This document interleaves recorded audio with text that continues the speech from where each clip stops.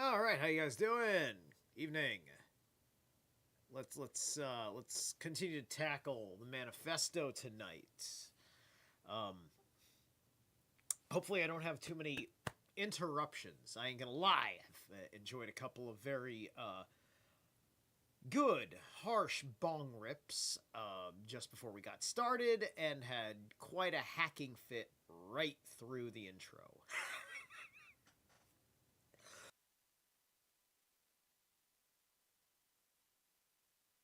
And any kind of laughing like that is probably going to trigger the tickle in the back of my throat about the whole damn matter. Anyway, how's it going, guys?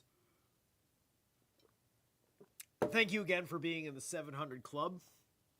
Um, it's a shit show, but you're noticing the thing, which is why you're here, and I appreciate you because you're very special for noticing and figuring out, understanding the thing that I am doing here in the long run aggregate. Because I have to serve thoughts beyond words. It's a wild aspect of what makes me what I am. And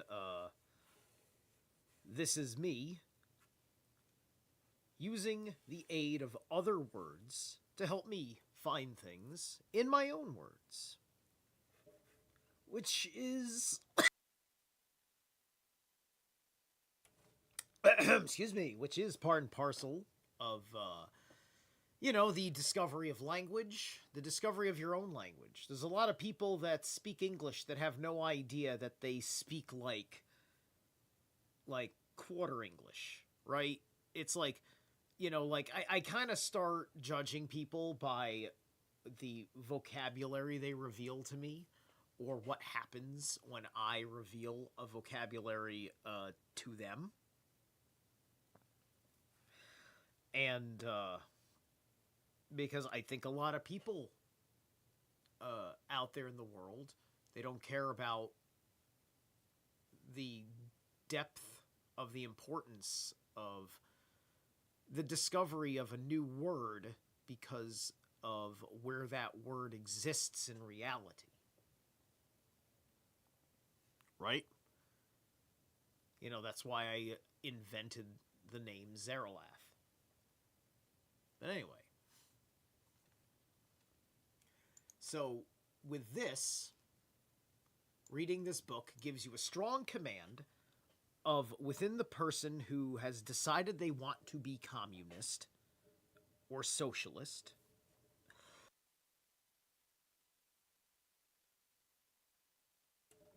By understanding these words, you know, things like bourgeois, proletariat, understanding their lingo, their rhetoric, is a part of how you fight them, right? Because the better you understand the language that they are actually thinking in, the more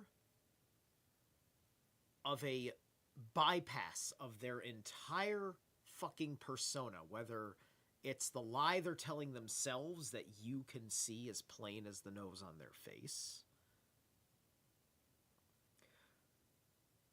or the purposefully constructed mask of some of their other hypocrisies. Right? So you go and you understand this rhetoric, you understand the conversations that they had. Right? And to not fear the risk of your own mind being persuaded. Because you're allowed to have an imagination. You're allowed to speculate. You're allowed to look into everything. It's all perfectly permitted by the laws of wisdom. This is the shit that you do with the trivium. This is trivium applied. That's part of the reason why I do reactions to things like this. It's giving you trivium and quadrivium applied.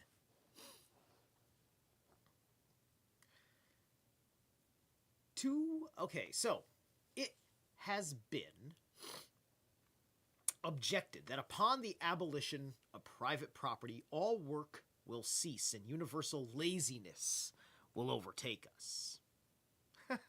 Oh, not if you're starving, buddy. Oh, you're definitely going to be working if you're starving. Whether you want to or not. And according to this bourgeois society, long ago to have gone to the dogs through sheer idleness. For those of its members who work acquire nothing, and those who acquire anything do not work. The whole of this objection is not another expression of tautology. Is that tautology? Okay, expression of tautology. Let's see here.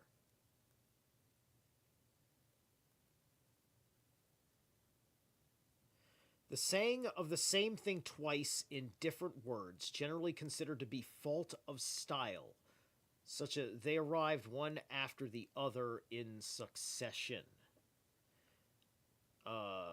There's no need to say return back to. Gotcha. All right. So tautology is like, okay. So tautology would be the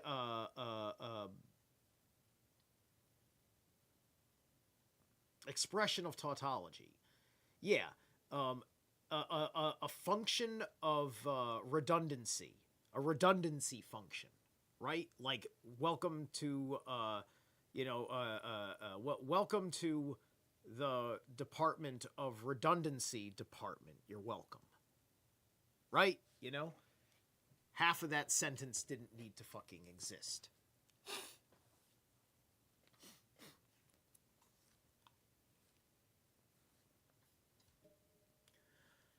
Okay, the whole of this objection is but another expression of tautology that there can no longer be any wage labor when there is no longer any capital. Right, now I hear, so he's addressing this. Now, we hear in the capitalist circles that sometimes do not defend these things very well, that there is, this issue, this very issue about there no longer being any wage labor, which I looked up the statistics. There were wages, rubles, wages in communism, 150 to 200 a week. I mean, it's a pittance, but it was a wage. You had money in communism still, right? That's how they did it, They didn't even have, like, it wasn't like a, quote, ration system. You just had, one bank, one treasury that was also the bank.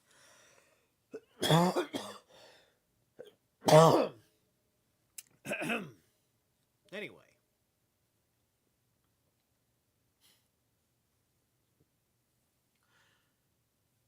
All right.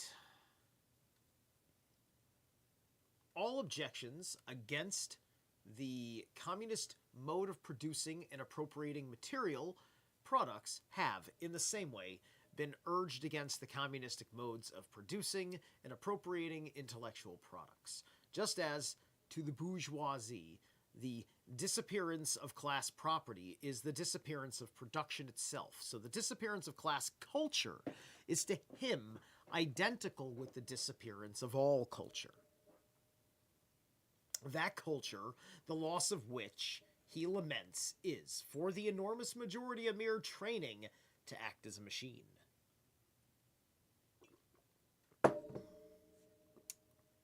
But don't wrangle with us so long as you apply to our intended abolition of bourgeois property.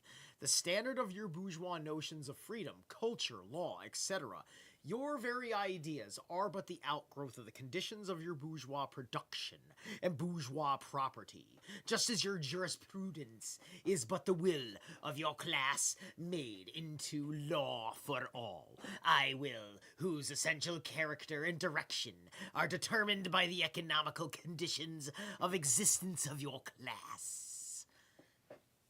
It's just, like, I'm just sitting there reading these words. I'm just like, this deserves sinister tone.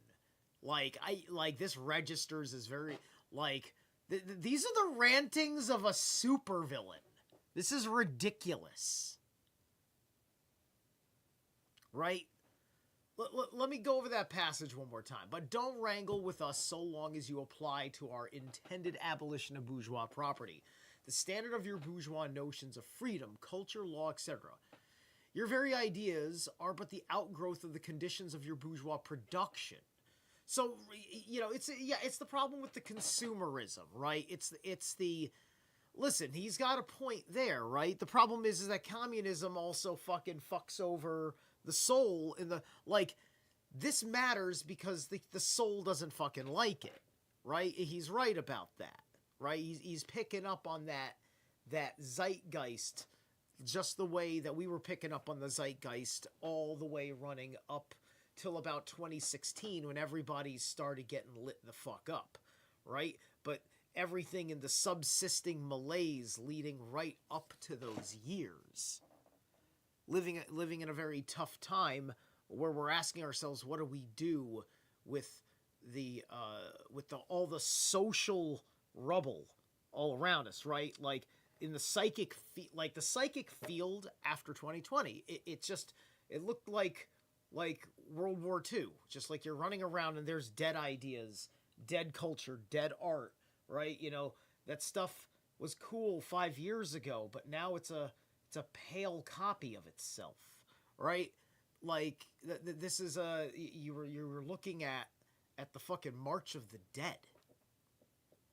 Right, this is the March of the Dead, and that was the communist plot within the COVID-19 pandemic structure. And you could tell there were a handful of states that wanted to have nothing to do with it.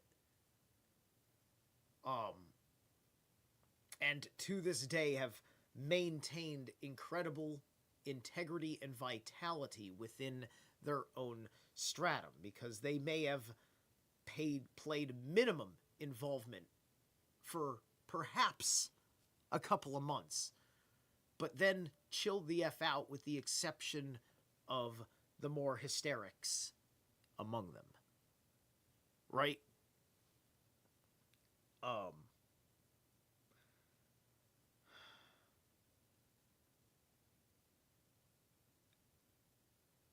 Yeah, there was way too much social trauma created for that, right? Like, when we understand the steps of communism we've been put through, right?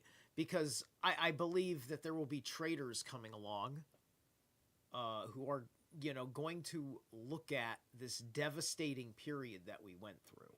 They're going to look at the secular conservatives that have grown amongst us, and they're going to get these secular conservative types to do the secular version of right-wing social order, right? With certain new scientific ideas in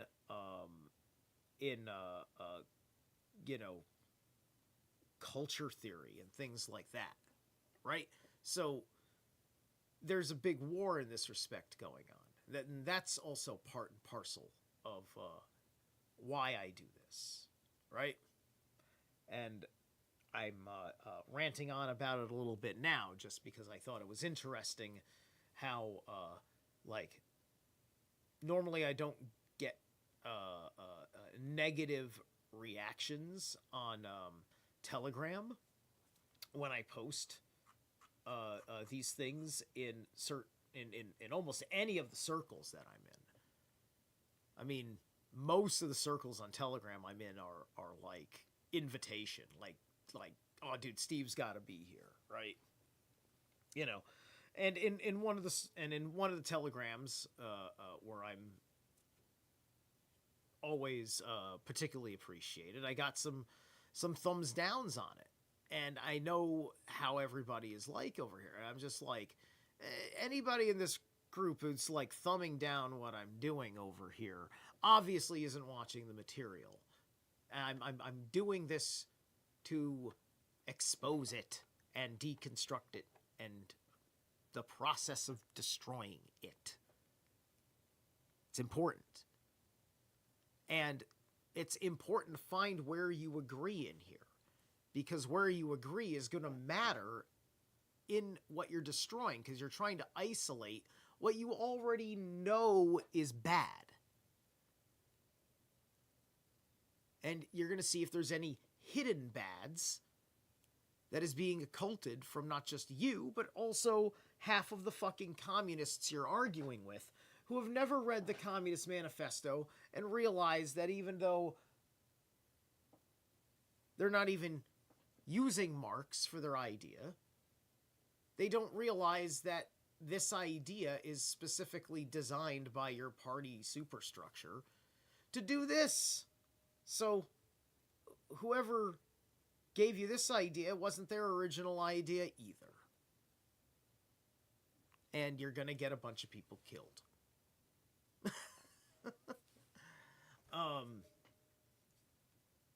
So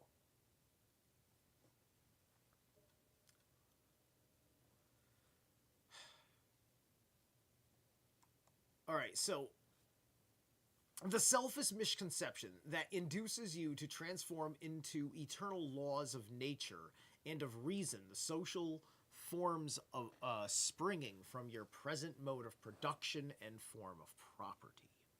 Historical relations that rise and disappear in the progress of production, the misconception you share with every ruling class that has preceded you. What you see clearly in the case of ancient property, what you admit in the case of feudal property, you are, of course, forbidden to admit in the case of your own bourgeois form of property. Right? So, he doesn't like how the bourgeois are kind of like the royalty, right? They have privileges that are closer to royal privileges.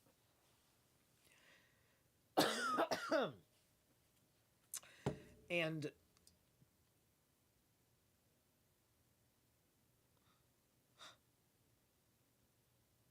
that is because the royalty is keeping an eye on them. Right? Because they're just the merchant class. Now, it depends on the rest of the superstructure of what all of that means. Right? So, if, let's say Rasputin was the linchpin of the entire Russian fucking system, right? Because he had a psychic stranglehold on Nicholas, right?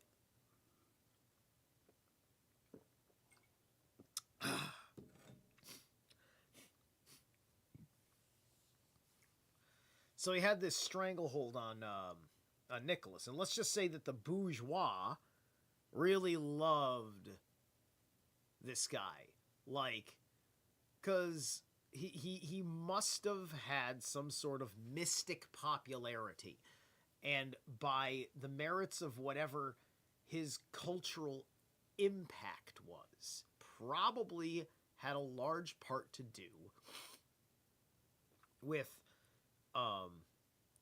horrifying the Soviet Union in terms of morality, and thus trying to stamp out not just Christendom, but occultism as well, but hoarding all of the energetic sciences that came along with his mysticism, right? Because the Russians, as you know from Project Paperclip, they got their hands on more of the psychic material, where we got our hands on a bunch of the other stuff we know, right?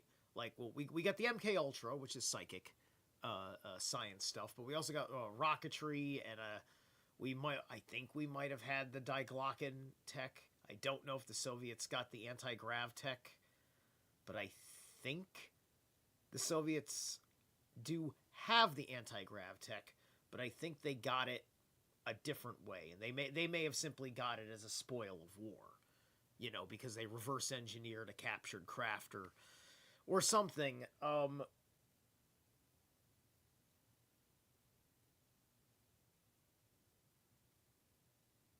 But the Nazis in Antarctica already had their shit taken care of in South America, so they were going to do just fine in accelerating their space program. But anyway, that's going off onto wild tangents that ruin all my credibility as a political pundit, which I'm not, so therefore I've lost actually nothing. Ha ha ha ha ha! Alright,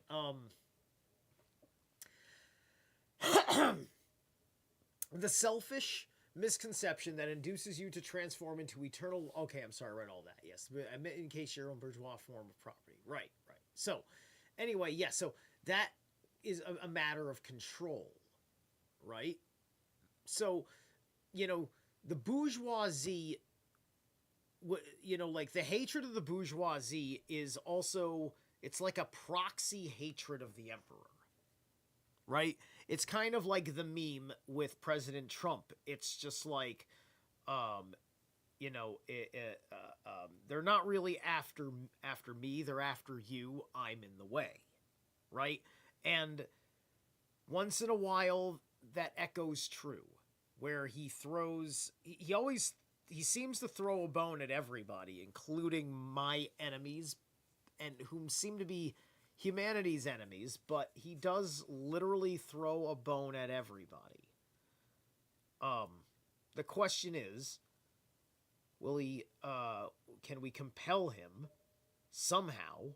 Can we break the ties that hold our system when there's the blocking and the favoring of certain things, not just the state of censorable mention?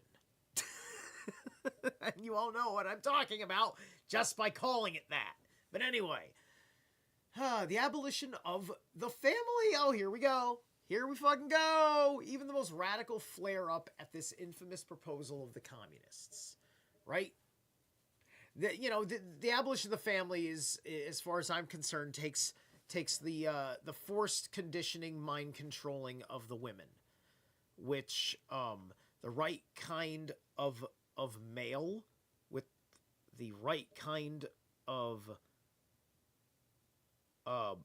force to persuasion will be able to get that fucking started, especially with the threat to the bloodline. And what women will do in the hopes that you will spare the future. Which is what they want you to surrender in the fucking first place. Right? So, it's an entrapment. It's what the enemy will do to destroy you. Which is why you have to be a strong enough man where if it's going to happen, it's going to happen after a terrible amount of effort. Anyway. You have to be an expensive kill, my friend. And that's what I intend to be. An expensive kill.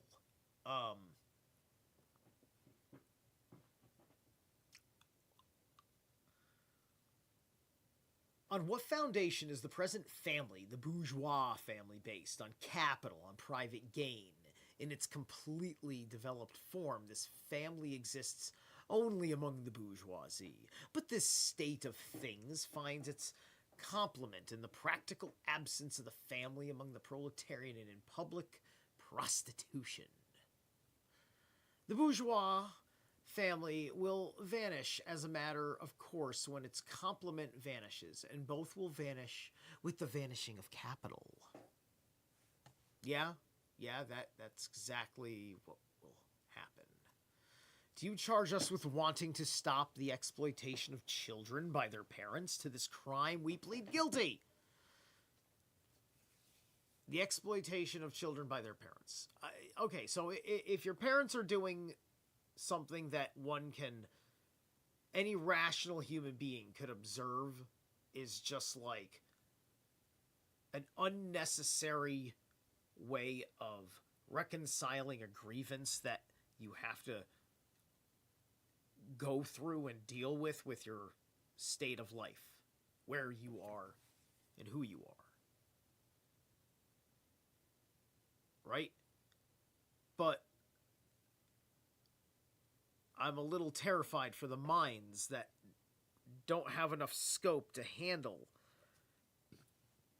how delicate that is, right? There is such a terrifying subtext of hatred for humanity, for having a soul that's just so blatant. What a way of pessimism to rule a mind, to be the manner in which you have your society. And to use your economic control that way. We have this digital ID trouble on the horizon.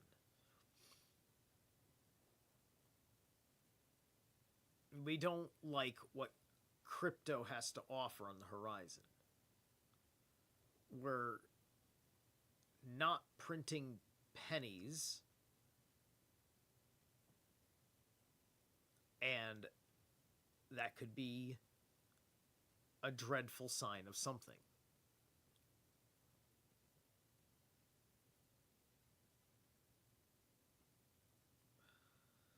But these are problems for a system.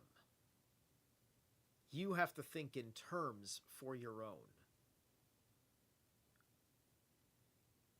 What is your family? What is your network? Who are your friends? Who are your business relations, your contracts? What are your priorities in cuts? If literally the entire economic implosion happens, you don't have to think about budgets anymore because nobody has to think about budgets anymore.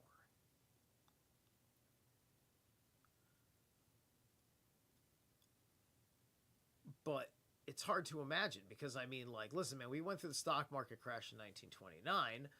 That was fucking devastating as all fuck. But there was also a fuck ton of people that didn't affect at all.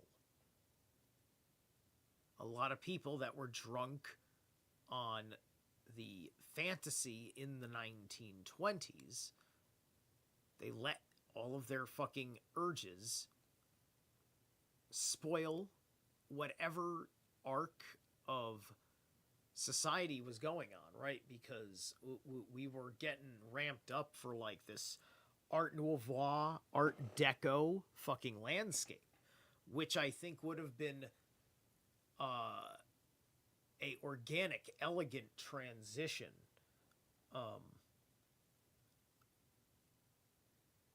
instead of what we got with a lot of our postmodern brutalism and other aspects of ugly infrastructure in the Cold War period.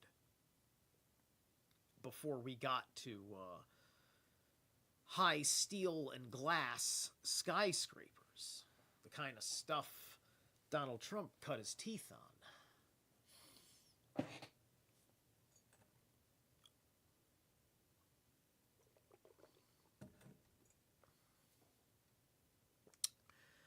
Let's take our first break after that little rant.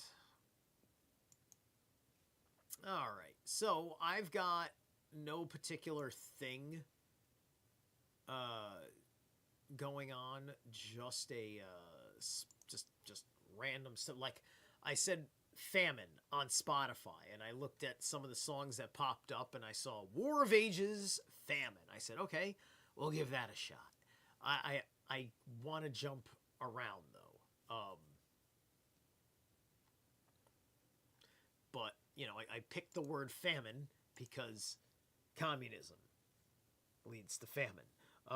Let's see.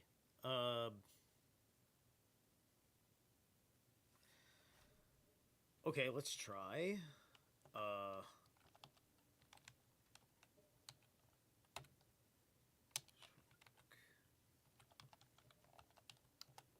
All right, I just typed in Bolshevik Revolution. Let me see what kind of. Is there any?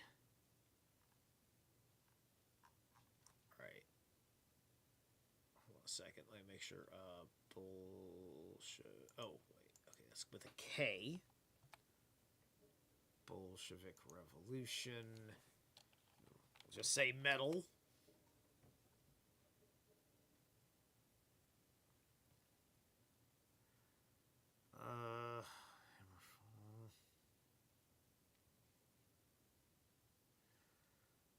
All right. All right.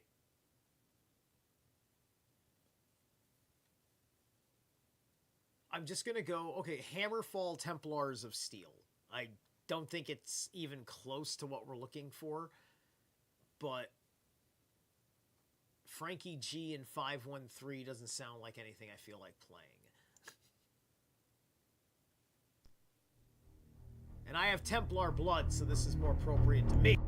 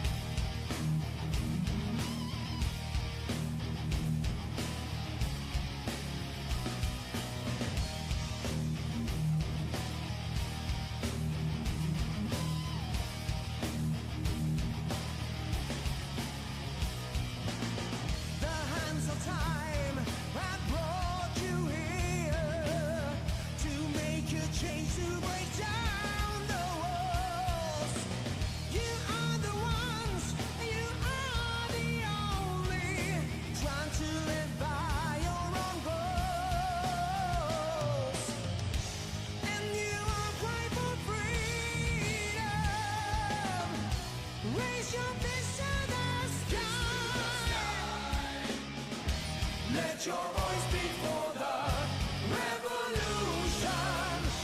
All join forces with all the powers that you feel. Let your heart beat for the revolution. Led by the templars of steel.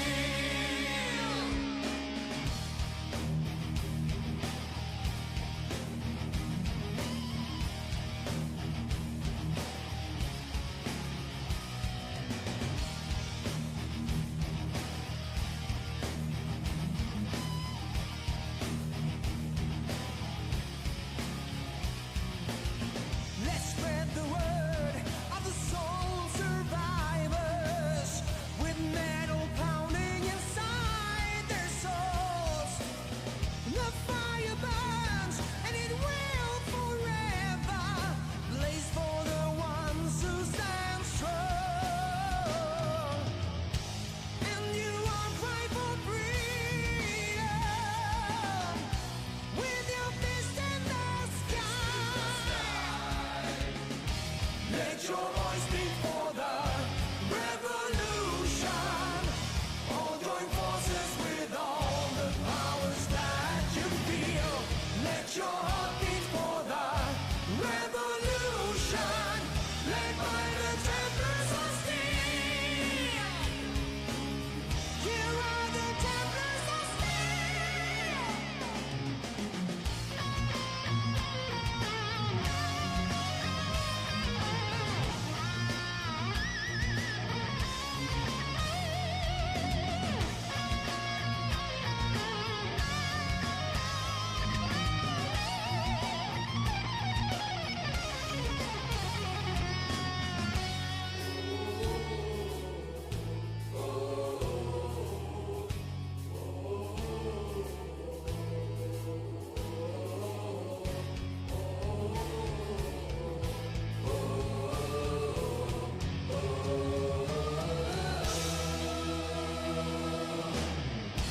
Let your voice speak for the revolution.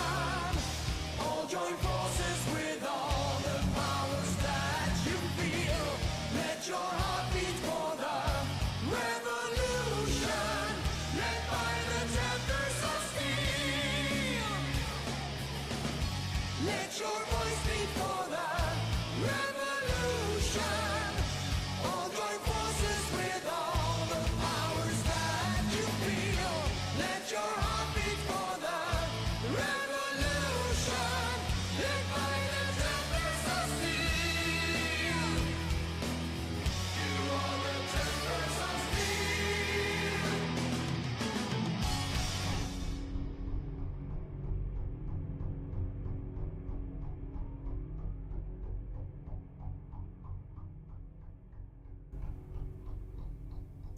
All right. I really thought those guys had a little bit more teeth on the vocals. But what do I know? I maybe this is a newer album. I don't remember. I haven't listened to Hammerfall in a long ass time. Anyway, that's some power metal for you. Some sort of revolution thing. Okay. I'm trying not to be all fucking socialist music like I did for Saul, right? I did it for Saul, and I said, all right, I'm spent. I can't anymore. I did my thing. I did my bit. I showed my love. All right? Anyway,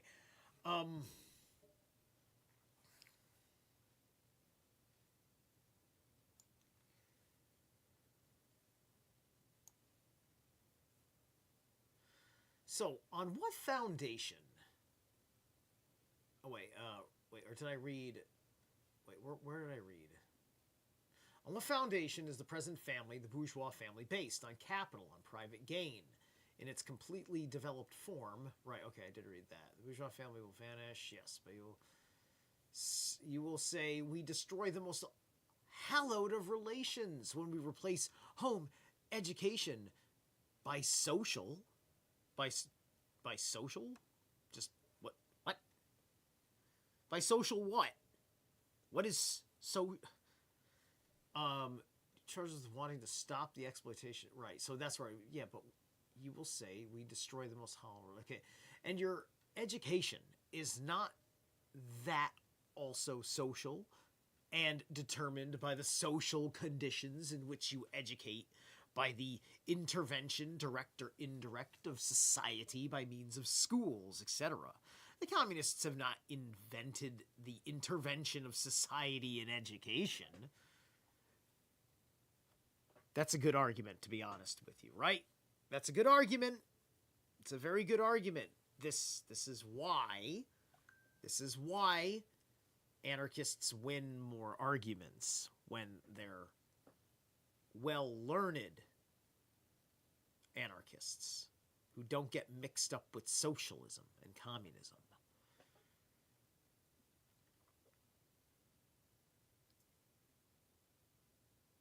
They do but seek to alter the character of that intervention and to rescue education from the influence of the ruling class. You see, the communist movement right now is actually trying to do the opposite, which is what's funny, right? They want to give education to the ruling class because we don't have a monarchy as our ruling class, and we don't pay enough attention to the secondary bourgeoisie, right? Because you've got your super university people, right? Like there aren't just bazillions of fucking university positions you can take in the world, just like there's a bazillion retail positions or a bazillion fucking like general labor force positions to work in the world.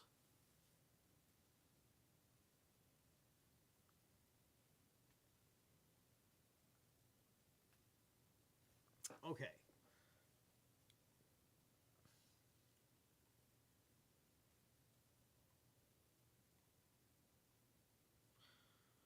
So, because anarchist theory in education brings things ultra localized, personal. Damn you and your whatever, right? But, if there's an education determination directive coming from the empire, right?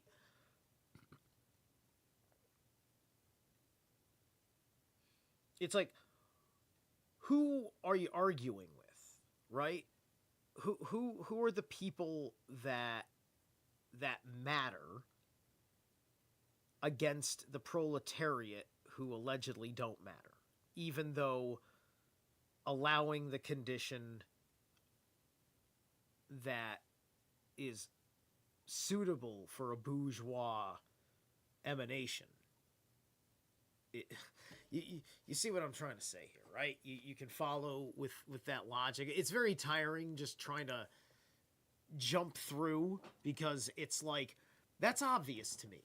But part of my reactions to this is saying, is the significance of what I am reading to me also translating to you? And because I'm dealing with thoughts beyond words, it can be very hard for me to get out that point and let me not lose you in the weeds, right? Sometimes you just gotta let it go. The bourgeois claptrap about the family and education, about the hallowed correlation of parent and child, become all the more disgusting as by the actions of modern industry. All family ties among the proletarians are torn asunder, and their children transformed into simple articles of commerce and instruments of labor. Now, that's exactly what you got in communism too, though. Right? Like, all you did was use these arguments to entice people into believing that you're not going to have these kinds of living conditions anymore. But then you found out that the whole world was against your ideas and you're going to have to work under these living conditions to preserve them. That's what happened to Cuba. Now, the Soviet Union,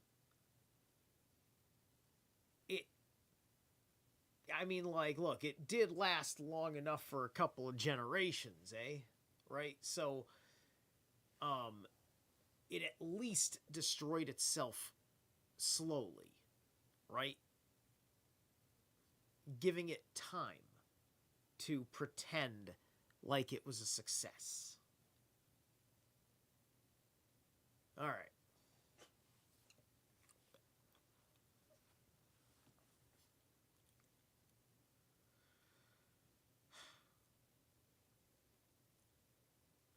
But you communists would introduce. Sorry, one second here. Yeah. You communists. Sorry. Would introduce community of women, screams the whole bourgeois chorus. What? But you communists would introduce community of women. Introduce community of women? What? You're saying the women didn't have a right to gather in the bourgeois world? What? I'm pretty sure society has only known functioning by women gathering and shit. Like, that's like a big part of, like, it. Like, what women do together, what dudes do together. And then when they do those things together. Often those are called parties.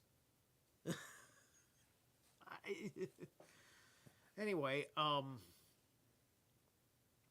the bourgeois sees in his wife a mere instrument of production. Right.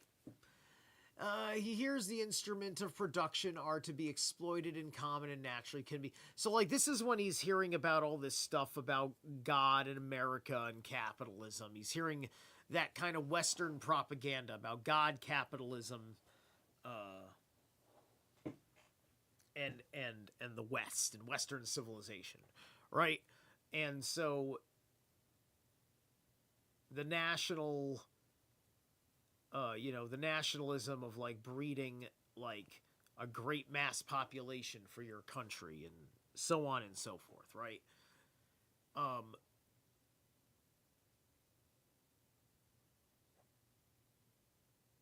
We are we have mixed feelings about all that. You see, what we're trying to say that we're saving lives all over the place, and we're saving the planet all over the place, but at the same time, we're being told that all sorts of certain kinds of people shouldn't be here, as in general, because, climate change and population and starvation because there isn't enough food or something.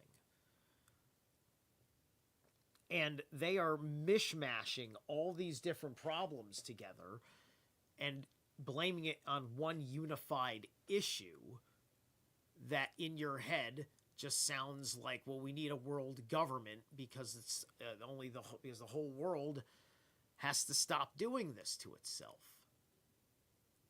Right? And so we're asking for an evil genius to come along and figure out how to tell the whole world how to be communist and poor. Because poor people won't be able to fuck things up because they'll be obedient.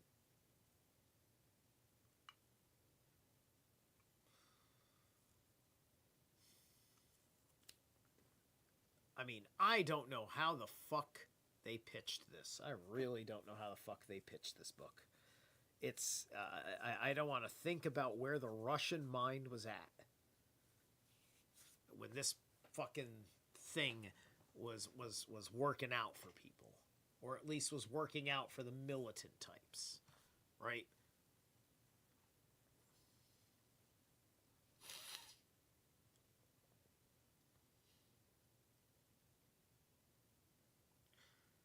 All right. He has not even suspicion that the real point aimed at is to do away with the status of women as mere instruments of production. For the rest, nothing is more ridiculous than the virtuous indignation of our bourgeois at the community of women, which they pretend is to be openly and officially established by the communists. The communists have no need to introduce community of women. It has existed almost from time immemorial. Right. They want to poison the well by mixing their women with our women, isolating them from everyone else, and twisting their minds about how to think about the men. And then, after that, because the girls will just have been in gossip mode and not realized that they've just had some of their ideological substructure rearranged to have a different sense of how the economics of a matter work, how social character works and stuff. Now you've got this way lower opinion of your man, and now you need him to do X, Y, and Z things and be X, Y, and Z things. Otherwise, you're closing your legs. And men have their vices, or men just simply have their survival mechanisms, or they have their service to a greater obligation in which making her happy is involved. So yeah.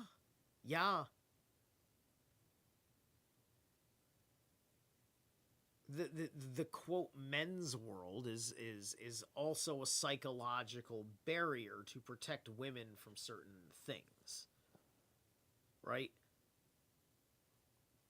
But we do it in a way which is deceitful, to say that we do not trust you, right?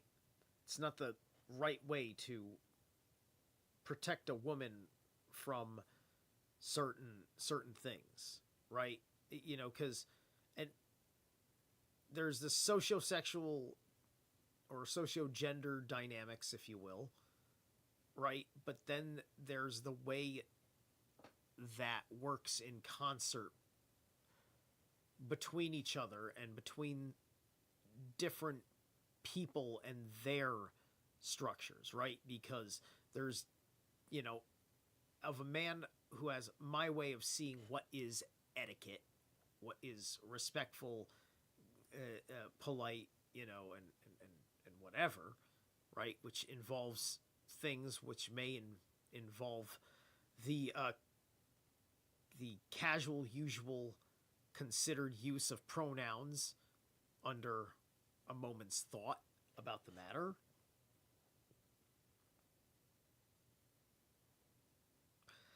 And you create these hot contention points because you are pushing your world. You're forcing your grooming as you try to prune my lips when I like what comes forth from my mouth.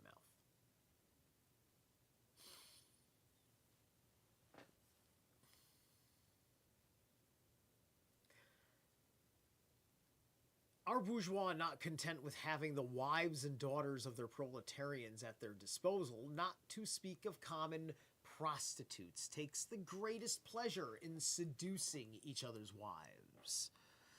Okay, yeah, that whole scenario. Yeah, so he's watching Desperate Housewives all day, and he's assuming that all of Russian society is going to turn into that. Now, there may have been a hardcore trend of that going on, because that may have been the way the women were going, and I think much of our understanding of history is not understanding how the women drove us to certain things. Right? So how did the women drive the men to communism? What happened in the mind of Cuban women? What happened in the mind of Russian women?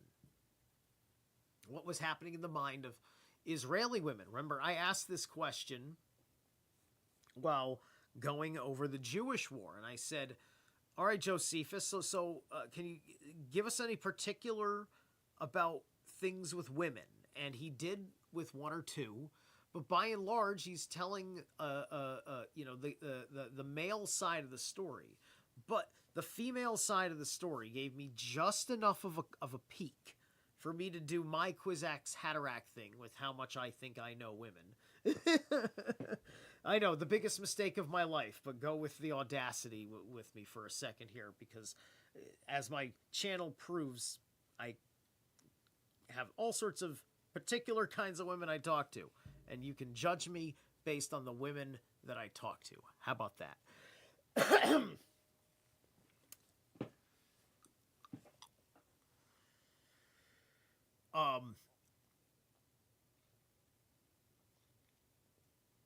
What was I going through? I was making a point about what a bourgeois was going through or what a communist was going through. Right? It's just, it's so interesting when I see these arguments. I'm just so terribly tempted to deconstruct and lay to waste.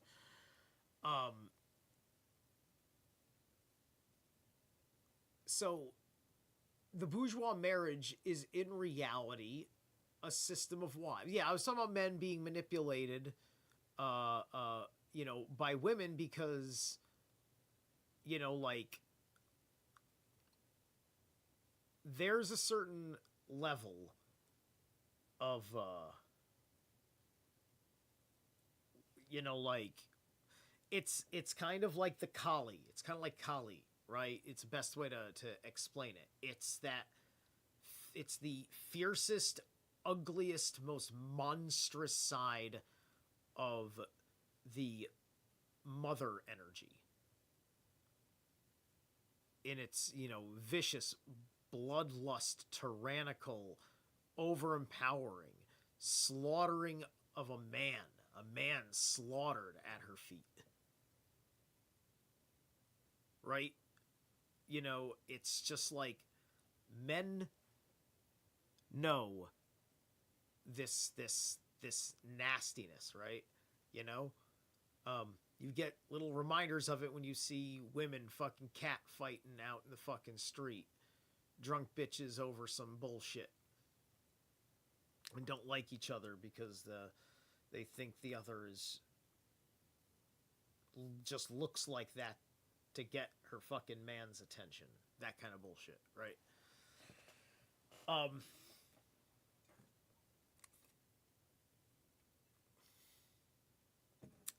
You get their mind set on a certain way that the world ought to be, and then get her back into her narcissism where she's self-absorbed with her fucking life and the people in her life and all the little fucking soap opera things that,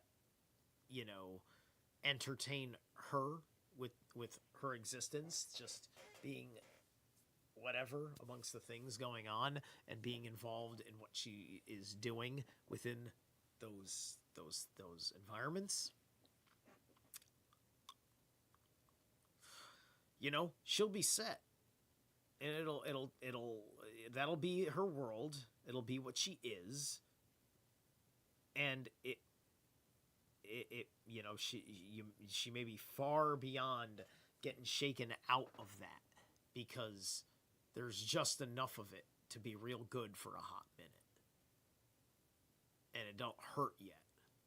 Right?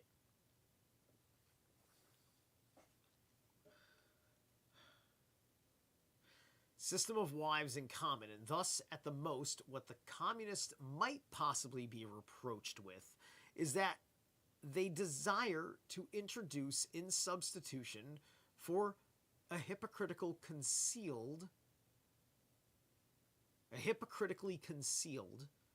and openly legalized community of women.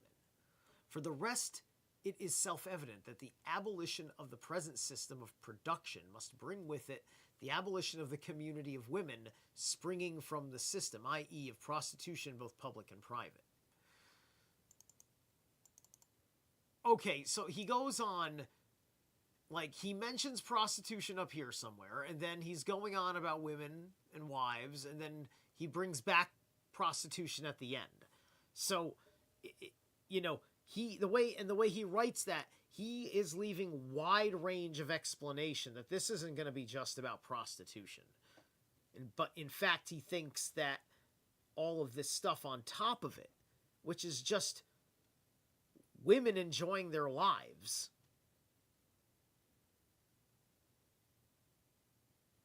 You know, there's pure envy. It's all pure envy.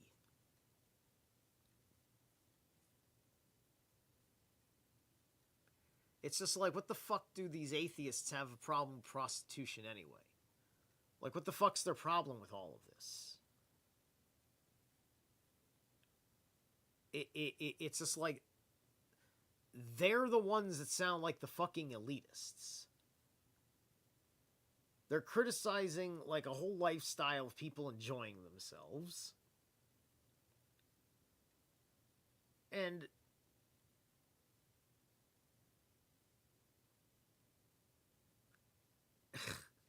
it's just like, just think about everything else that I've said throughout this whole fucking series and throughout everything I've done looking at liberalism and such. Or leftism, or whatever the fuck we call this.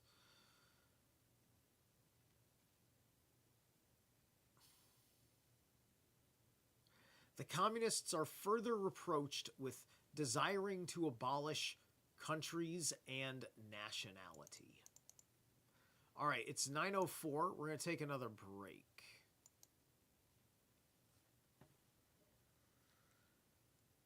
Let me see. What do we want to play?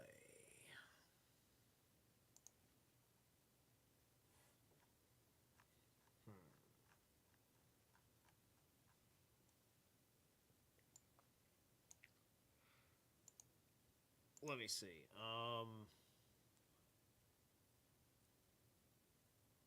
Let's see.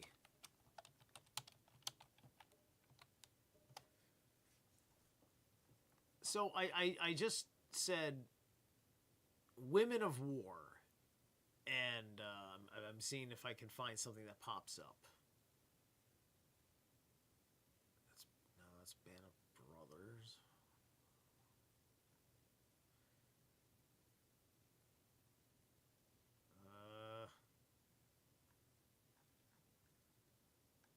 All right, fine.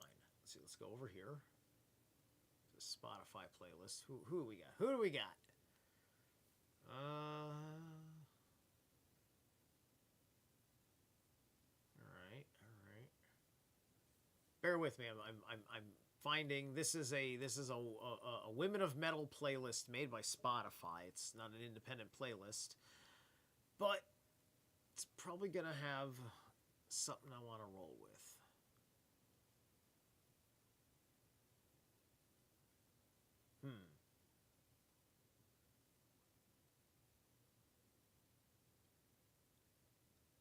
Ghost of Me, Into My Mind, Malfa. I'm looking for something that sounds like it would be communist-esque.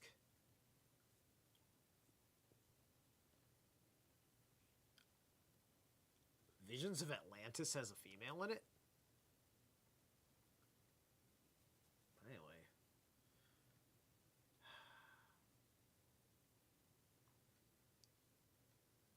Man, I'm not seeing as all right. Fine, we're going with this. Burning Witches, The Witch of the North. That's what we're going with.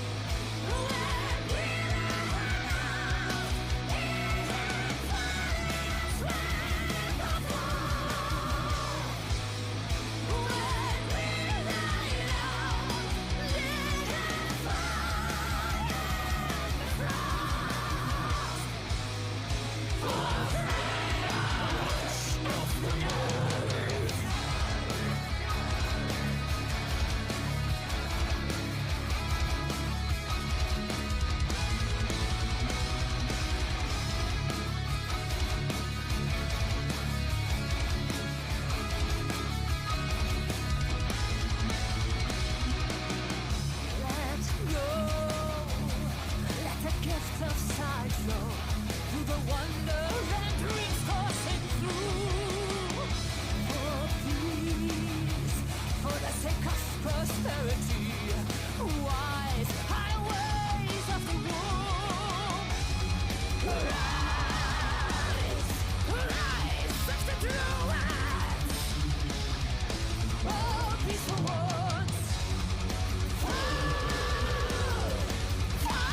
of the tyrants. When we rise for the bridge of the Lord. When we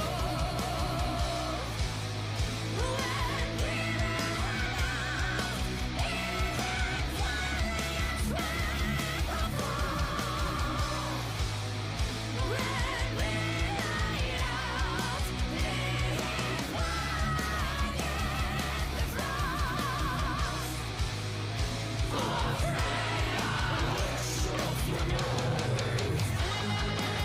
violence will fall.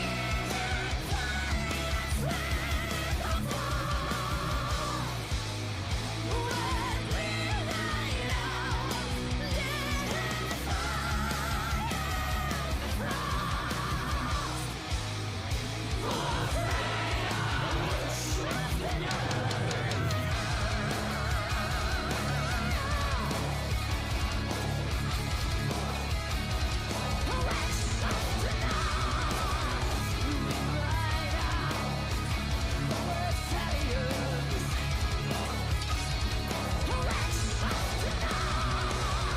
in the frost.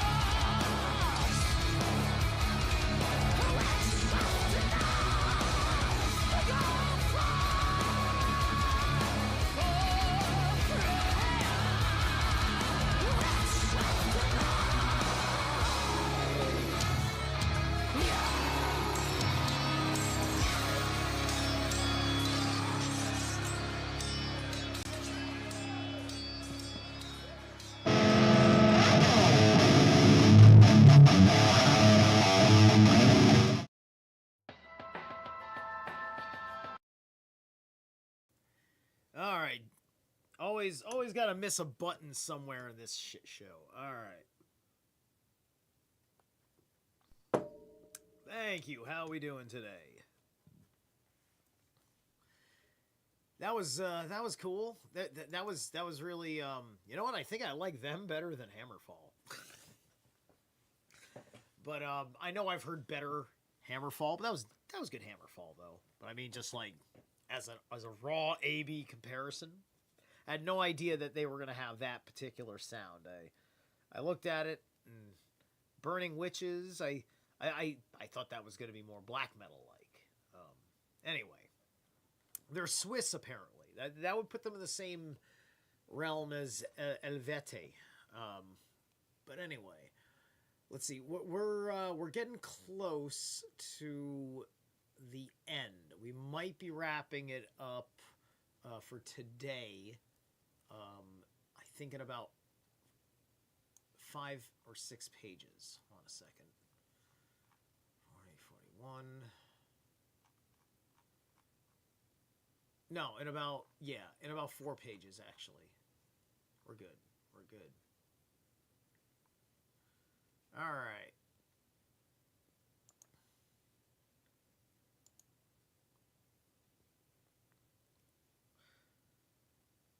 The communists are further reproached with desiring to abolish countries and nationality. The working men have no country. We cannot take from them what they have not got. since the proletariat must first of all acquire political supremacy, must rise to be the leading class of the nation, must constitute itself the nation. It is so far itself national, though not in the bourgeois sense of the word. National differences and antagonisms between people are daily more and more vanishing, owing to the development of the bourgeois, to freedom of commerce, to the world's market, to uniformity in the mode of production, and in the conditions of life corresponding thereto. The supremacy of the proletariat will cause them to vanish still faster. United action of the leading civilized countries at least is one of the first conditions for the emancipation of the proletariat. In proportion as the exploitation of one individual by another is put an end to, the exploitation of one nation by another will also be put an end to. In proportion as the antagonism between classes within the nation vanishes, the hostility of one nation to another will come to an end.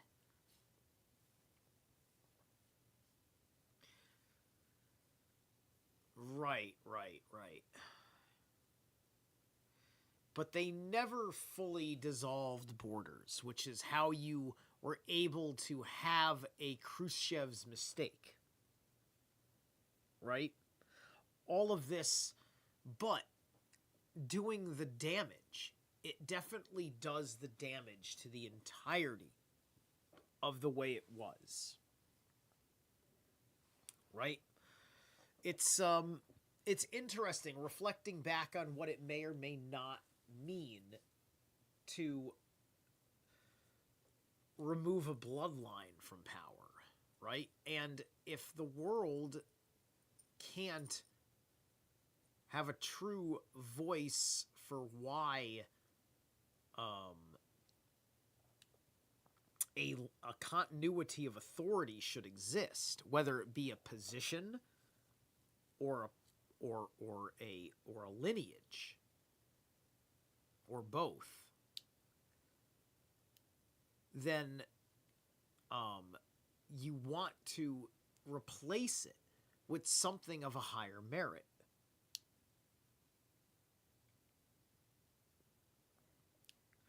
And if you're an anarchist, you're somehow replacing it with nothing at all, other than a small part of what you need just for you or your family, if you will.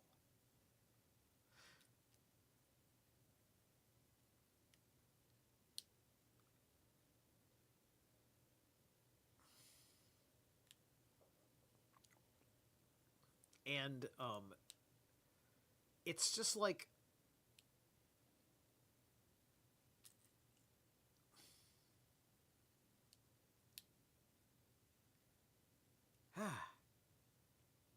I mean, hey, what were the other propositions at the time for true grievances?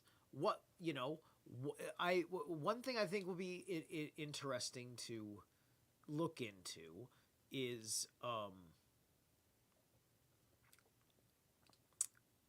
what are the grievances that Karl Marx is talking about in the Communist Manifesto? He doesn't leave good examples. Okay.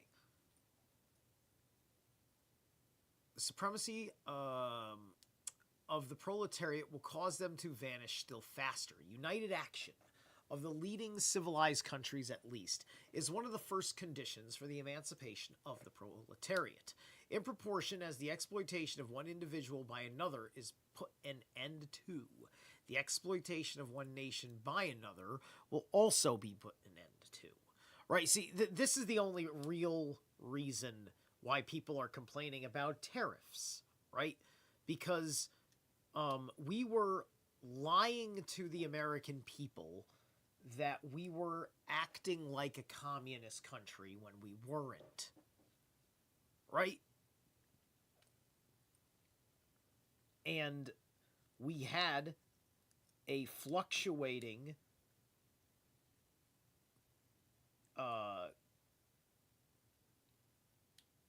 crony corporate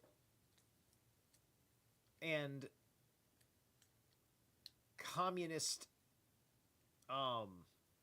collectivist economic system fluctuating back and forth depending on who's controlling the House of Representatives.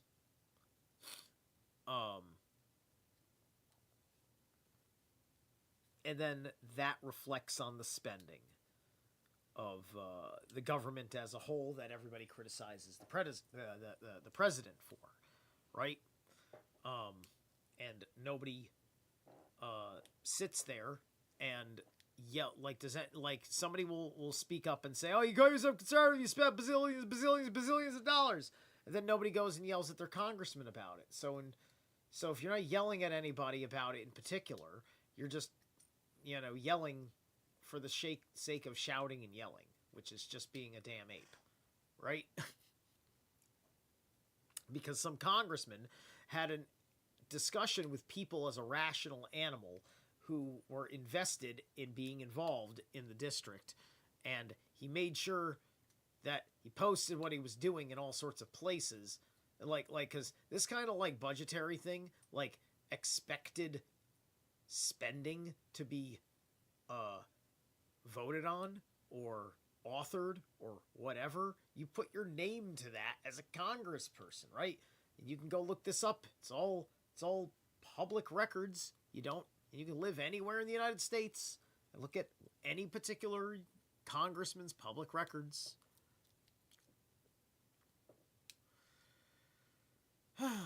Anyway,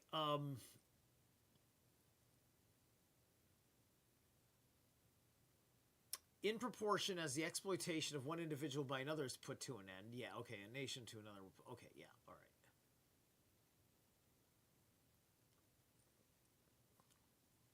So,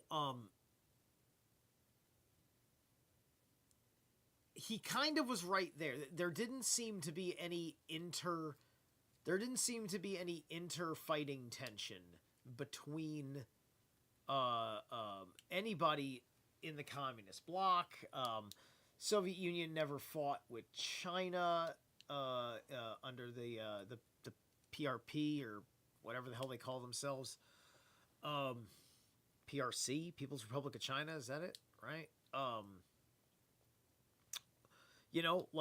It's just like all communists got along. But then again, that's the thing. It's like it's all silly because it's all just economic, and it's just like, okay, you're just a big fucking empire, and you just have a non-bloodline based emperor. But you're still a bloodline-based emperor because all your qualified people are bloodline, right? Because this is what fucking happens, right? The elitists who hijacked the high rabbinical system, because the rabbinical system was not originally the name for a Jewish priest class. It was a Hyperborean priest class name. And it wasn't to be a divine intermediary, it was to be a royal intermediary. There was the father of the world, and they were an intermediary between the high commands from Father's castle to everyone else on the planet. And then during the Ice Age, they became a special intermediary because they're the ones that because they were the only ones that could get access. And they would pass information and pass bloodline through one or two unique passages through the ice wall where the Hyperboreans were laid back.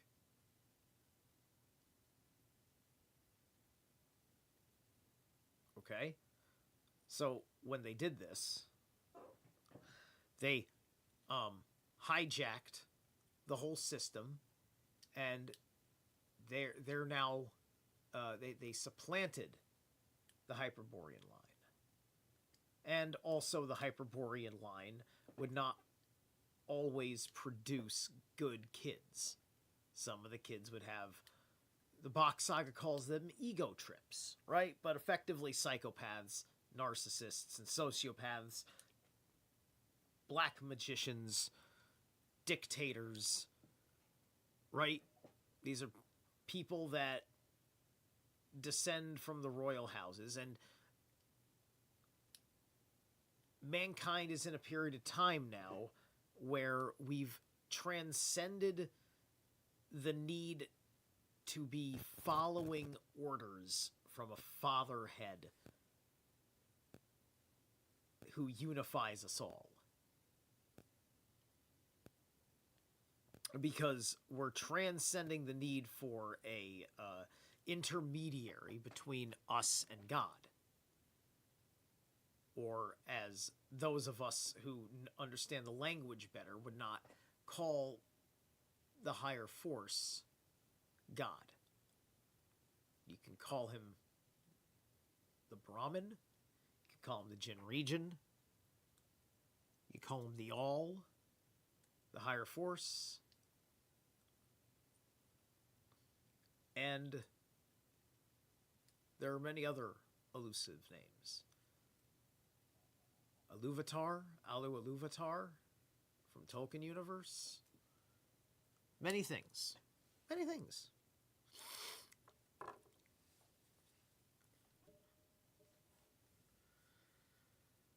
Okay. The supremacy of the proletariat will cause them to vanish still. Yeah, I'm sorry. I already read that. The charges against communism made from a religious, a philosophical, and a generally from an ideological standpoint are not deserving of serious examination. Right, so that's going with the zeitgeist. See, that makes sense to me, right? It's like, okay, it's the superstition, it's the this and the that. You know, because the bourgeois brought this education with them. The higher sciences also became part of the day. And is inherently part of the whole bourgeois thing, which, you know, then the communists hijack. Because they couldn't undo a lot of that.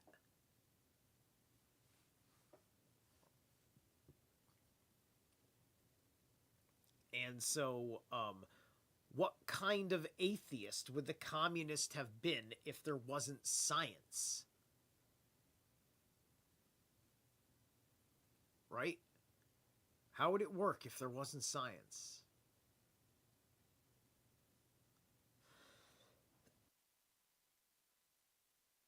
Right? And to convince the human soul to abandon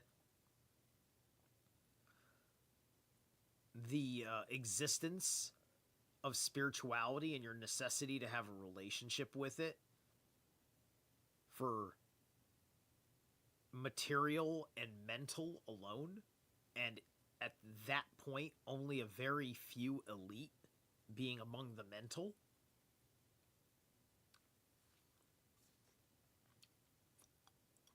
All right. Does it require deep intuition to comprehend that man's ideas, views, and conceptions, in one word, man's consciousness, changes with every change in the conditions of his material existence, in his social relations, and in his social life? What else does the history of ideas prove than the intellectual production changes its character in proportion as material production is changed? The ruling class of each age have ever been the ideas of its ruling class. When people ask of ideas that revolutionize society, they do but express the fact that within the old society the elements of a new one have been created, and the dissolution of the old ideas keeps even pace with the dissolution of the old conditions of existence. When the ancient world was in its last throes and the ancient religions were overcome by Christianity, when Christianity's ideas succumbed to the 18th century to rationalist ideas, this is getting into what I just asked. Feudal society fought its death battle with the then revolutionary bourgeoisie. The ideas of religious liberty and freedom of conscience merely gave expression to the sway of free competition within the domain of knowledge.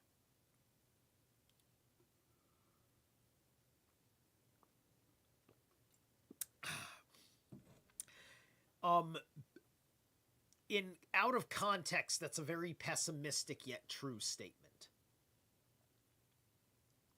I can run with that statement and make good of it, though, as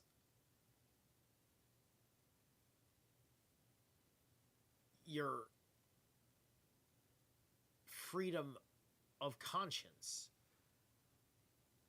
whether you want to acknowledge what people that don't want attention are doing with that or not. Because you want, not everybody out here is like me, making a Norse public spectacle of himself. But my Leo energies tell me, have some fun, and make a Norse spectacle of yourself.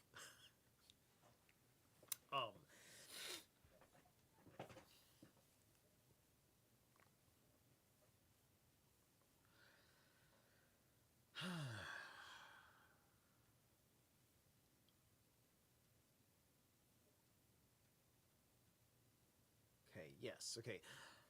Undoubtedly, it will be said religious, moral, philosophical, and juridical ideas have been modified in the course of historical developments, but religion, morality, philosophy, political science, and law constantly survive this change. There are, besides, eternal truths such as freedom, justice, etc., that are common to all states of society. But communism abolishes eternal truths. It abolishes all religion and all morality instead of constituting them on a new basis. It therefore acts in contradiction to all past historical experience.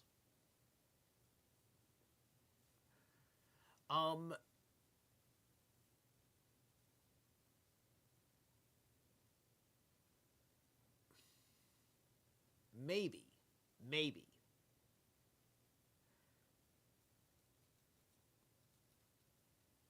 I mean, actually, yes. By historical experience, we're talking about on the record, right? It's an appeal to what you think you know on the record. So,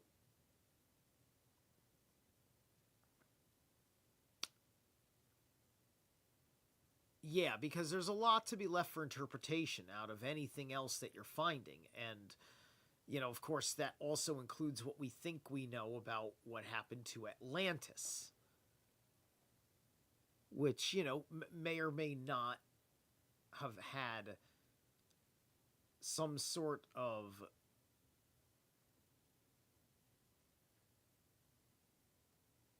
it was something high scientific. Did it have to necessarily be spiritual, even though we base a lot of our spiritual symbolism on systems like sacred geometry that we believe had something to do with it? Right? There was a lot of corruption of crystal technology in Atlantis. And I can't fully explain how I know that right now, because that's a cult history, and this is more like this is more exoteric, and the esoteric significances underneath it. So anyway, what does this accusation reduce itself to? The history of all past society has consisted in the development of class antagonism that assumed different forms at different epochs. Okay, we are going to take a break right here. And let me think.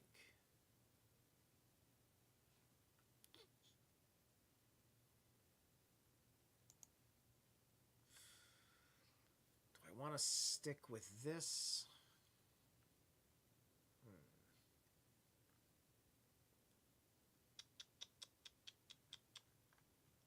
What do I want? What do I want?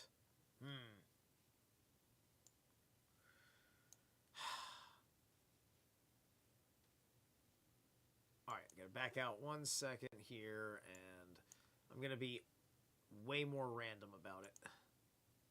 Let me get really random.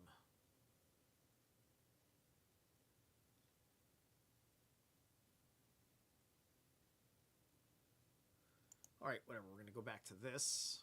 And, oh yeah, that's right, all those tracks are way too long! I listen to too much long-form music. I am so sorry, guys. I am such a long-form person. It's hard for me to just grab a thing that works and go with it.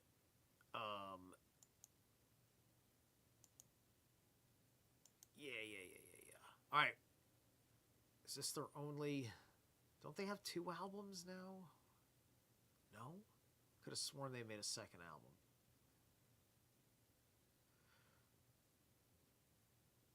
Alright. Screw it. Alright, so we're going to do Batushka.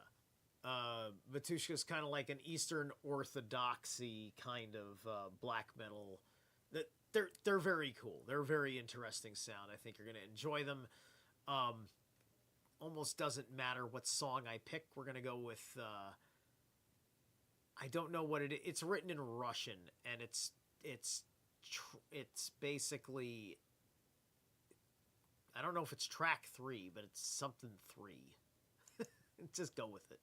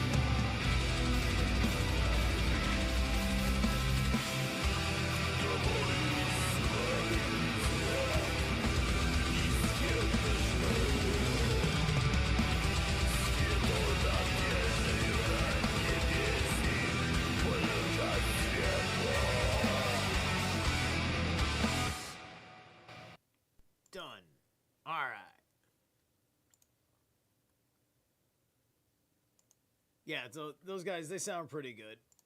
I think messaging wise, they're not like. I think they're kind of like on that like.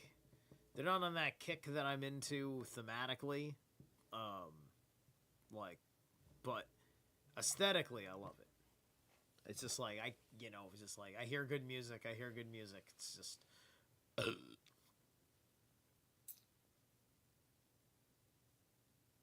But I spend more time with the music that is 100% on point, right?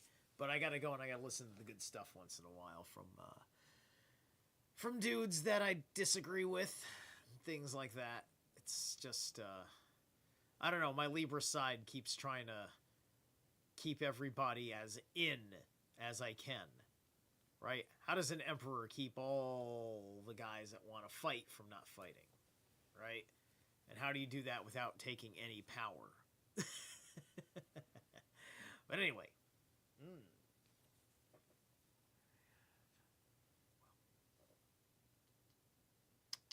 Anyway, so, but what form they may have taken, one fact is common to all past ages, the exploitation of one part of society by the other.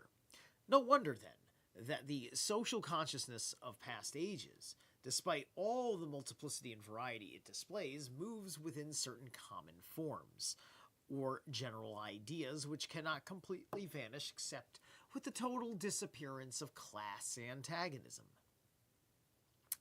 The communist revolution is the most radical rupture with the traditional property relations. No wonder that its development involves the most radical rupture with traditional ideas. But let us have done with the bourgeois objections to communism. We have seen above that the first step in the revolution by the working class is to raise the proletariat to the position of the ruling class, to win the battle of democracy. The proletariat will use its political supremacy to wrest, by degree, all capital from the bourgeoisie, to centralize all instruments of production in the hands of the state, i.e., of the proletariat organized as the ruling class, and to increase the total of productive forces as rapidly as possible. So, none of the proletariat ever became the ruling class. That never fucking happened. You had a bunch of people that eventually you found out were never part of the proletariat. Just like when I read the biography on Che Guevara, we find out that he's a lynch and that he is of outsider bloodline and was effectively of the bourgeois class running a fake revolution under some sort of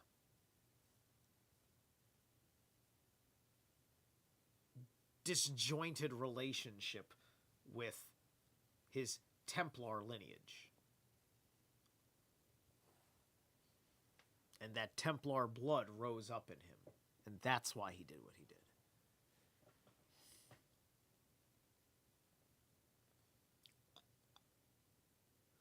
Of course, in the beginning, this cannot be effected except by means of despotic inroads on the rights of property and on the conditions of bourgeois production. Despotic inroads. Despotism, eh? By means of measure, therefore, which appear economically insufficient and untenable, but which in the course of the movement outstrip themselves, necessitate further inroads upon the old social order, and are unavoidable as a means of entirely revolutionizing the mode of production.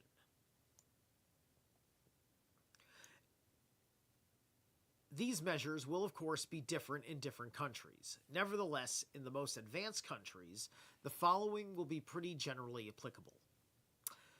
1. Abolition of property in land and application of all rents of land to public purposes. 2. A heavy progressive or graduated income tax. Ah, progressive graduated income tax. Huh. Abolition of all right of inheritance. Death tax, so on and so forth. Confiscation of the property of all emigrants and rebels. Emigrants. Of emigrants? Let me double check the word emigrant as opposed to immigrant. What is an emigrant? Like an emissary, I suppose. One that emigrates. One who emigrates or quits one country or region to settle in another. So, why do we have emigrant, and what's the difference between emigrant and immigrant? Immigration versus emigrant. Oh, okay, hang on. Hang on! Let's learn something new today.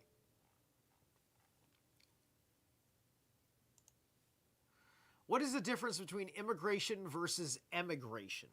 I didn't know emigration was different than immigration. Did you? There are lots of words that refer to people that move from one place to another. Some are used in overlapping ways, but there are key differences between many of them, including whether the person is coming or going and for what reason. In this article, we'll break down the difference in the meaning and use between the words immigration and emigration, the related form immigration, emigration, immigrant, and emigrant, as well as the similar term émigré, migrant, refugee, and asylum seeker. Quick summary: emigrant versus emigrant. An emigrant is someone who emigrates, moves away from a country. An immigrant is someone who immigrates, who moves to a different country. But how do you not do both at the same time? Don't you have to be both? Both words can apply to the same person. Yeah. A person must first emigrate to it. Yeah. However, these terms are often used to distinguish different groups, such as when tracking how many people are moving to a country and how many are moving away. Okay, if we're talking about the statistical split of I leave America and you leave America, but I'm leaving America for Canada and you're leaving America for Mexico. Okay? So we are emigrants. Leaving. We are leaving. But we're not immigrating to the same places. You will be an immigrant of Mexico. I will be an immigrant of Canada. But while I'm on my way out of the country, I'm an emigrant. I think that's right. An immigrant versus a migrant. Migrant can generally refer to a person who moves from one place to another or back and forth. It's often used more specifically to refer to migrant workers. Right, yes, okay, all right. Migrant versus refugee. Refugee specifically implies that a person is fleeing their country for their safety, often due to war or political persecution. Right, we get that.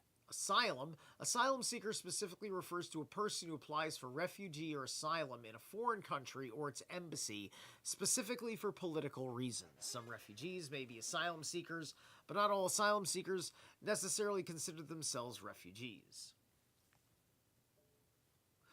So, an immigrant is a person who has immigrated, moved to another country, usually from permanent residence. Note that past tense in the definition.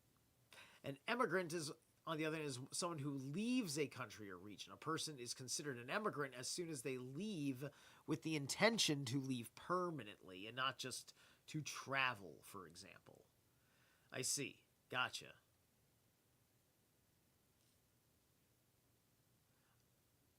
Okay, not considered an immigrant. Past time tense, definitely a person. Okay, so move to another country, usually for permanent residence. Like, it is insane how fucking close these words are. It's kind of annoying. It's really fucking annoying. We're gonna get back to the book now, but I see, like, I wonder how fucking relevant all of that is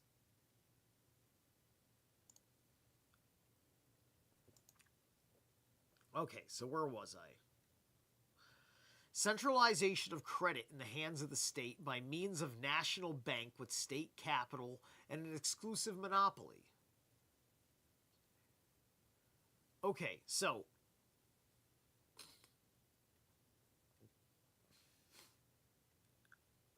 a national bank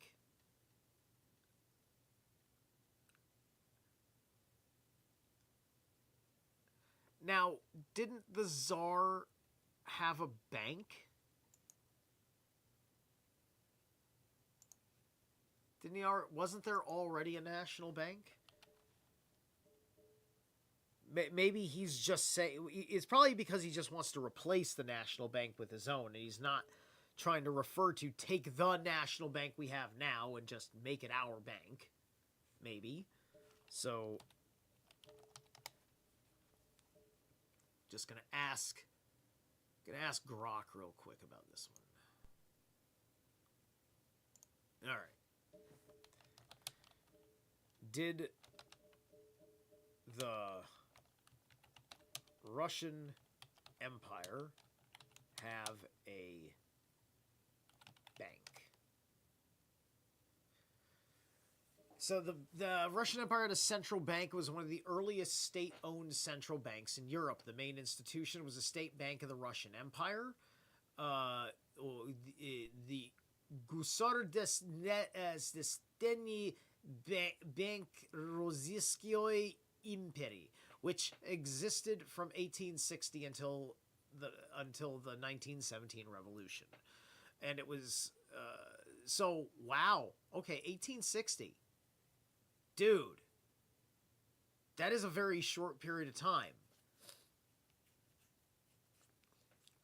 So what did it have before? So before 1860, there was a state commercial bank. From 1817 to 1860. And then earlier it had an assignation bank, 1769 to 1843. That issued the old paper assignats and various noble land banks and peasant land banks before that. Right. So yes, the Russian Empire not only had a central bank, but after the Great Reform of the 1860s, it had a fairly modern central bank, Bolshevik Revolution. Okay, when did the burghers, when did the burghers get involved in the Russian bank?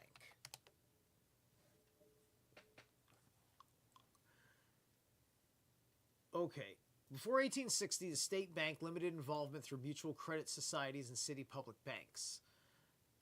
There existed a so-called city public bank in many provincial... Well, that's a pretty complicated answer. Certainly, the Great Reforms... Hold on. Starting in the late... from 1770 to 1840, they existed so-called...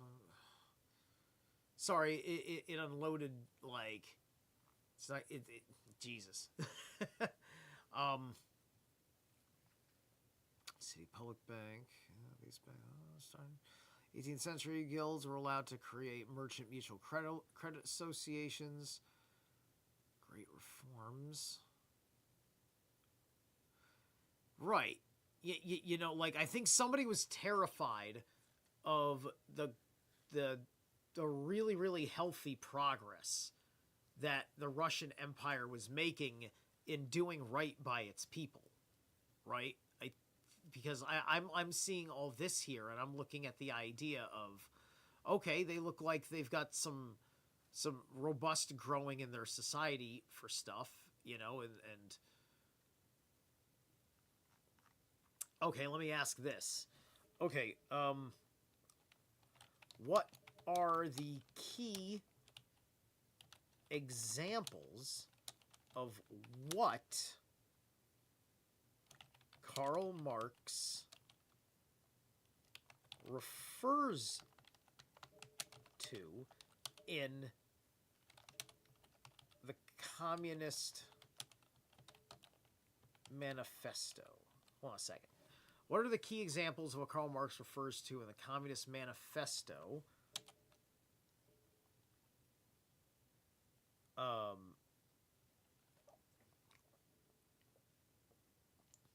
What are the key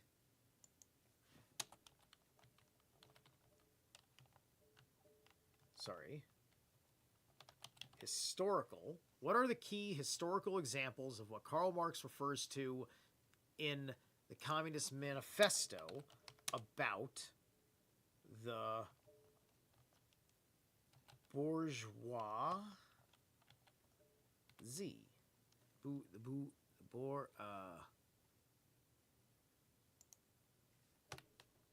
Bourgeoisie. I think I misspelled bourgeoisie, but it should be able to deduce what I'm talking. I asked it a very obscure question. We're going to come back to the answer in a minute.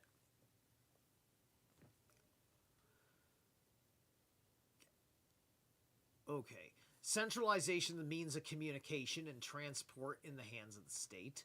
Extension of factories, an instrument of production owned by the state. The bringing into cultivation of wastelands and the improvement of the soil, generally in accordance with a common plan. Okay, they did do that, but I think that they were probably going to do that under Tsarist Russia anyway. Right? He's acting like the Russian Empire was not going to be interested in keeping up with society. Equal liability to all labor, establishment of industrial armies, especially for agriculture. That means, forced to work. Combination of agriculture with manufacturing industries. Gradual abolition of the distinction between town and country by a more equitable distribution of the population over the country. All right, let's take a look before I do 10. All right. Revolutionary overthrow. All right. They played most revolutionary part in history when dismantling feudal structures. For instance, feudal guild systems was replaced by manufacturing systems. Okay, all right. All right, transition further. What creation of world more urbanization, political conquest. All right. Okay. Did they do any terrible harm or disservice to the proletariat in actual history? Did they do any terrible harm or disservice to the proletariat in actual history? Why did the people accept communism? All right, there we go. Almost done. 10. Free education for all children in public schools. Abolition of children's factory labor in its present form.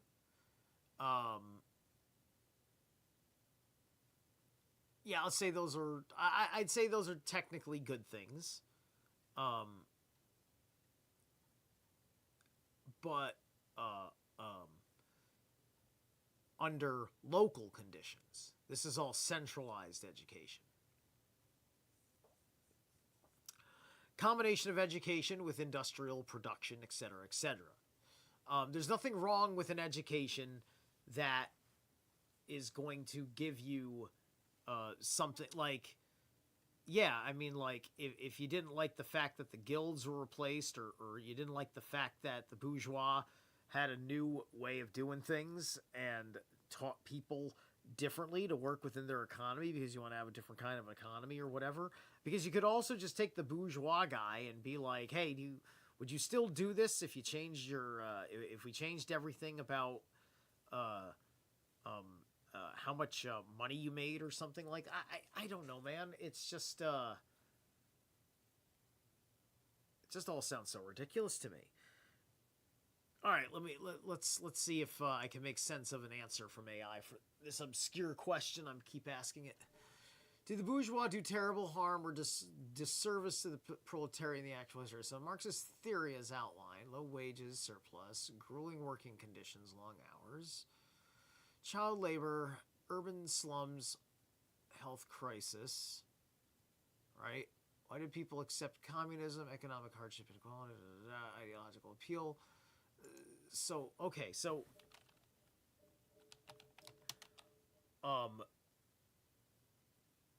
what was the Russian Empire doing about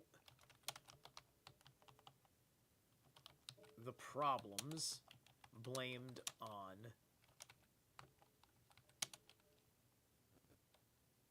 the I'm just gonna say the upper class. I don't feel like saying bourgeoisie again. All right. Okay.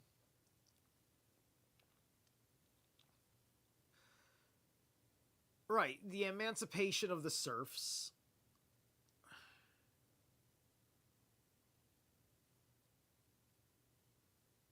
Zemsto's local government, judicial reform, independent. Like that's like yeah, first factory laws.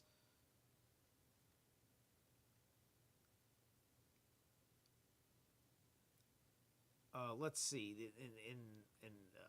Let's see. So,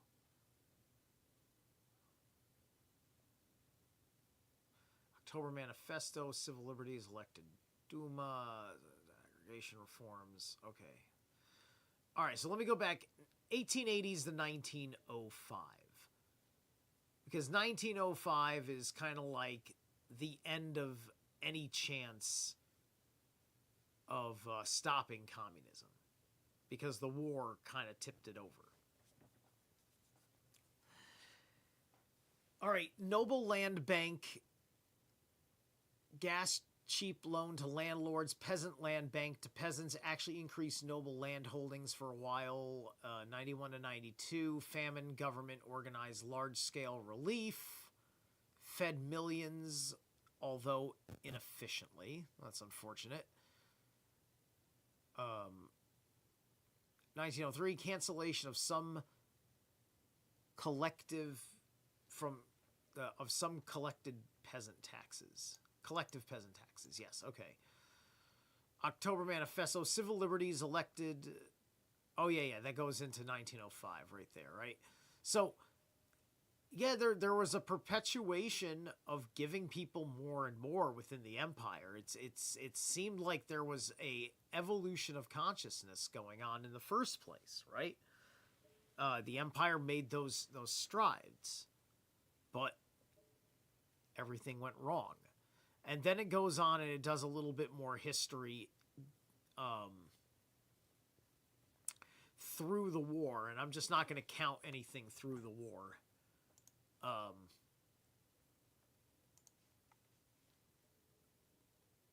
With all of that being said, let's get through the end of this chapter, because we're almost done. When in the course of development, class distinctions have disappeared and all production has been concentrated in the hands of a vast association of the whole nation, the public power will lose its political character. Political power, properly so called, is merely the organized power of one class for oppressing another. If the proletariat, during its contest with the bourgeoisie, is compelled by the force of circumstances to organize itself as a class, if, by means of a revolution, it makes itself the ruling class, and as such, sweeps away by force the old conditions of production. Then it will, along with these conditions, have swept away the conditions for the existence of class antagonisms and class generally, and will thereby have abolished its own supremacy as a class. In place of the old bourgeoisie, society, with its classes and class antagonism, we shall have an association in which the free development of each is a condition for the free development of all. And he tries to make it sound real nice with that last passage, and that's the silly little, you gotta be fucking, high to fucking believe that shit is gonna turn out as something agreeable to the human spirit. So next time, we will be reading socialist and communist literature. So we'll be going through that section, and we're at 53 out of 76 pages. And let me take a look to how much is read and how much is just like the back of the book. Okay. Right. Yeah. That's like the back of the book right there. So there's a couple pages that are the back of the book. So that's 60.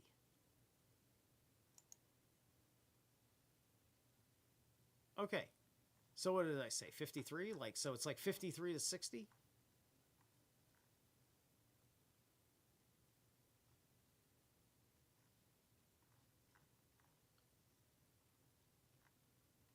Yeah, because we're back at 45, which is right. No, it's back here. Right? 45? No, 43. You know what? That's quite a few pages. It's going to be a while. We got a while. We got a few more segments. We got 2 or 3 more segments here, at least. All right, guys. Thank you so much. I shall catch you soon.